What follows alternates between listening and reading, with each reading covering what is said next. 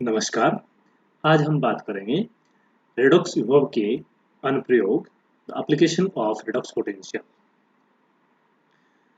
Redox potential की वैसे बहुत सारी एप्लीकेशंस होती हैं, लेकिन हम यहाँ पे कुछ सेलेक्टिव एप्लीकेशंस के बारे में डिस्कस करेंगे। जिसमें नंबर 1 हम बात करें कि ऑक्सीकारक को व अपचायकों की आपेक्षिक सामर्थ्य, relative strength of reducing and oxidising.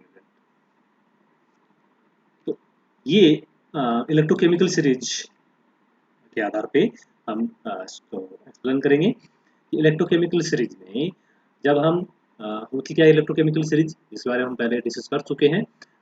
Briefly हम बात करें तो जब मानक अपचयन विभव को उसके बढ़ते हुए क्रम में, किसी स्पीशीज के मानक अपचयन विभव को उसके बढ़ते हुए क्रम में अरेंज करने पर जो सीरीज प्राप्त होती है उसे इलेक्ट्रोकेमिकल सीरीज कहते हैं। तो अब जिसका मानक अपचयन विभवान जितना अधिक ऋणात्मक होता है वह प्रबल अपचायक होता है। प्रबल अपचायक यानी अपचयन कर सकता है, यानी इलेक्ट्रॉन डोनर होता है, इलेक्ट्रॉन देने वाला होता है, दाता होता है, यानी किसी पास वाले नेबरिंग का अपचयन कर दे। और जिसका जितना मानक अपचयन विभव जितना अधिक धनात्मक होता है वह उतना ही प्रबल ऑक्सीकारक होता है। जैसे क्वेश्चन के थ्रू हम बात करें कि लिथियम प्रबलतम अपचायक परंतु फ्लोरीन प्रबलतम ऑक्सीकारक होता है, तो रीजन वही है कि जिस स्पीशीज के लिए मानक अपचयन विभव का मान जितना अधिक ऋणात्मक होता है वह उतना ही प्रबल अपचायक या इलेक्ट्रॉन दाता होता है। और जिस स्पीशीज का धातु या आयन का मानक अपचयन विभव का मान जितना अधिक धनात्मक होता है वह उतना ही प्रबल इलेक्ट्रॉन ग्राही या ऑक्सीकारक होता है, ऑक्सीकरण करने वाला होता है। क्योंकि लिथियम के लिए भी मानक अपचयन विभव का मान -3.05 वोल्ट होता है, अधिकतम ऋणात्मक होता है, जिससे कारण प्रबलतम अपचायक के रूप में होता है, प्रबलतम अपचायक के रूप में होता है। और फ्लोरीन के लिए मानक अपचयन विभव का मान अधिकतम धनात्मक होता है, इसलिए ये यानी 2.85 होता है, तो अधिकतम धनात्मक होता है, इसलिए ये प्रबलतम ऑक्सीकारक के रूप में बिहेव करता है, इलेक्ट्रॉन ग्राही के रूप में बिहेव करता है। नेक्स्ट हम एप्लीकेशन की बात करें तो किसी रेडॉक्स अभिक्रिया के संपन्न होने का अनुमान लगाया जा सकता है रेडॉक्स पोटेंशियल के आधार पे।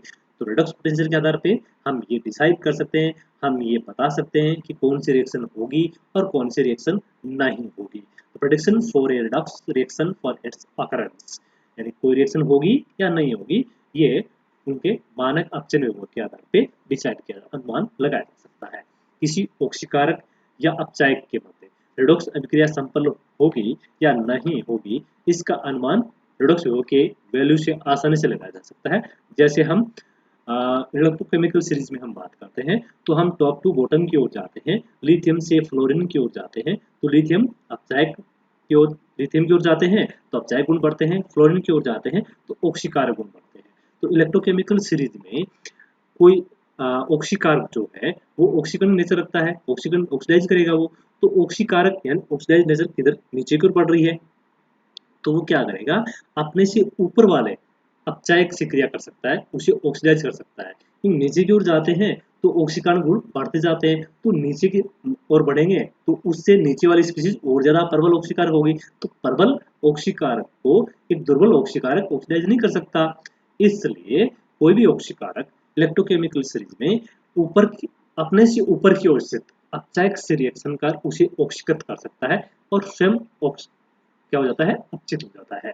इसी प्रकार हम अपचायक की बात करें तो अपचायक के गुण क्या है, अपचयन करना, तो वो क्या करेगा अपने से दुर्बल है उसका तो अपचयन कर देगा, लेकिन अपने से प्रबल वाले का अपचयन नहीं करेगा। तो इसलिए अपचायक क्या करेगा अपने से नीचे की ओर, नीचे की ओर है वो सब ऑक्सीकारक है, दुर्बल अपचायक है, तो इसलिए अपने से नीचे की ओर इलेक्ट्रोकेमिकल सीरीज में अपने से नीचे की ओर ऑक्सीकारक से क्रिया करता है और उसे अपचित कर देता है और स्वयं ऑक्सीडाइज होता है।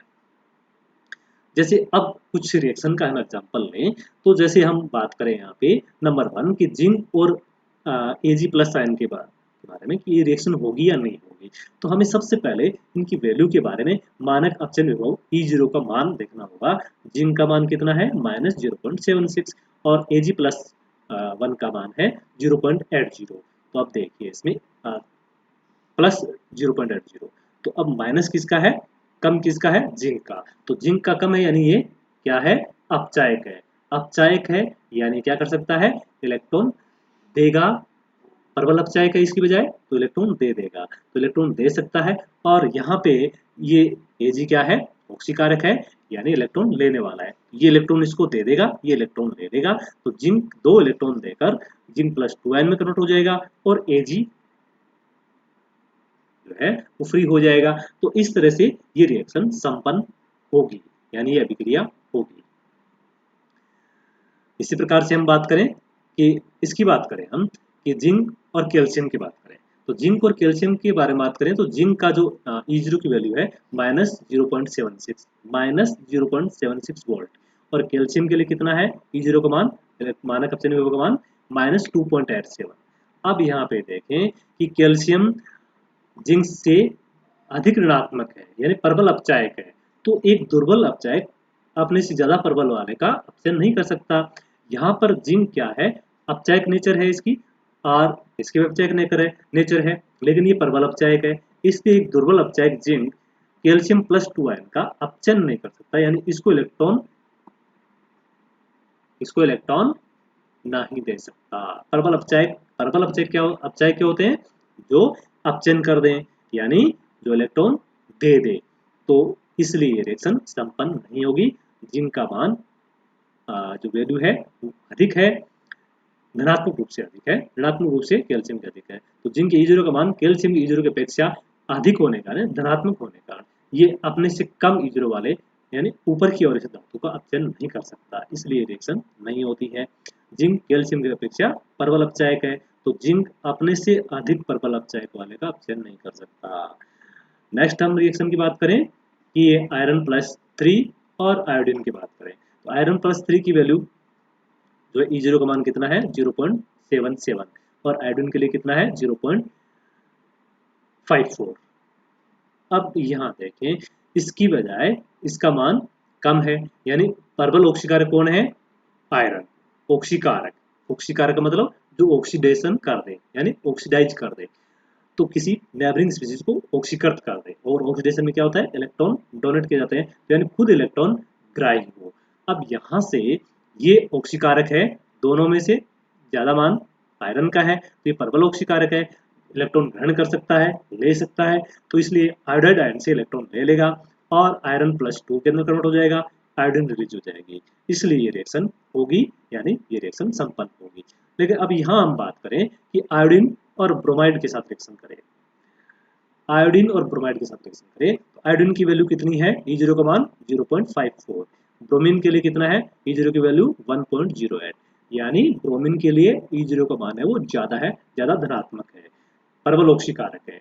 प्रबल ऑक्सीकारक है कौन, ब्रोमीन प्रबल ऑक्सीकारक है, तो ब्रोमीन क्या कर सकता है, ऑक्सीडेशन कर सकता है, ऑक्सीडेशन कर सकता है मतलब इलेक्ट्रॉन ले सकता है। आप किससे ले सकता है, इसके पास तो इलेक्ट्रॉन है, कहाँ से, इसके पास तो ये अब यहाँ पे क्या है कि ये ऐसे इलेक्ट्रॉन ले ले तो ये रिएक्शन हो जाए, लेकिन अब ये तो दुर्बल ऑक्सीकारक है, तो एक दुर्बल ऑक्सीकारक अपने से प्रबल ऑक्सीकारक से इलेक्ट्रॉन नहीं ले सकता, उसे ऑक्सीडाइज नहीं कर सकता, इसलिए ये अभिक्रिया नहीं होगी, ये रिएक्शन नहीं होगी। अब इसको हम उल्टा देखें कि ब्रोमीन प्लस आयोडाइड के साथ रिएक्शन करें, तो यहाँ पे अब ये ब्रोमीन जो है वो इसको ऑक्सीडाइज कर सकता है, इससे इलेक्ट्रॉन ले सकता है और रिएक्शन हो जाएगी। तो क्योंकि यहाँ पे आयोडीन की वैल्यू कम है इससे, तो इसलिए ब्रोमीन जो है वो इसको आयोडीन को ऑक्सीडाइज कर सकता है प्रबल ऑक्सीकारक होने का, इससे कंपेरेटिव प्रबल ऑक्सीकारक होने का, तो इसलिए रिएक्शन होगी। तो इस प्रकार कौन सी रिएक्शन होगी और कौन सी रिएक्शन नहीं होगी उसको हम आइडेंटिफाई कर सकते हैं। जैसे ब्रोमीन प्लस क्लोराइड की बात करें तो यहाँ पर भी क्या है, क्लोराइड जो है वो इससे ब्रोमीन से ज्यादा प्रबल ऑक्सीकारक है, तो ये रिएक्शन नहीं होगी। तो इस प्रकार हम इलेक्ट्रोकेमिकल सीरीज के आधार पे, उनके मानक अपचयन विभव के आधार पे और ये अनुमान लगा सकते हैं, ये प्रिडिक्ट कर सकते हैं कि कौन सी रिएक्शन होगी और कौन सी रिएक्शन नहीं होगी। Thank you.